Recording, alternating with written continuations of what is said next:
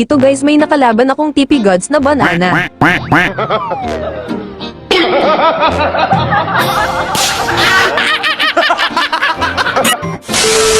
Nag-classic kasi ako guys kasi lose streak na ako sa rank at ito yung mga nangyari. Ginamit ko na agad si Franco dito kasi mang ta-target lock na naman tayo. Shoutout nga pala sa nakasama ko dito na naka-mega collector.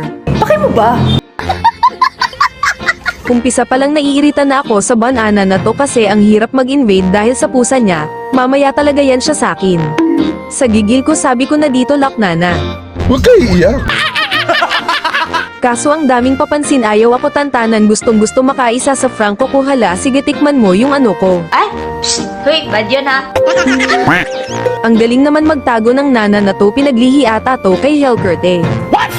Bro, what are you talking about, man? Nakita kong minumukbang na siya ng mga kasama ko dito kaya i-help ko na siya pauwi sa base niya kawawa naman. Ito napapakitaan ko na kayo ng pangmalakasang hook na di nyo pa nakita sa buong buhay nyo. Akala siguro ni Fanny dito makakatakas pa siya hahatapang kasi. Di sini, di batas kota ini. What's up, baby? Tapos di ko inaasahan kasi parang sinaniban ako ng swerte kasi naka-double kill pa ako. Alam nyo kasi ganito lang ang sekreto naming mga pro eh. Hook sabay alis na parang nothing happened. Nahook ko sana si Banana dito kaso nakatakas pa. Di bale, mamaya hindi ka na makakawala sa hook ng Daddy Franco ko. Dito mag-check bush lang sana ako pero di ko inaasahang andan pala si Bananay.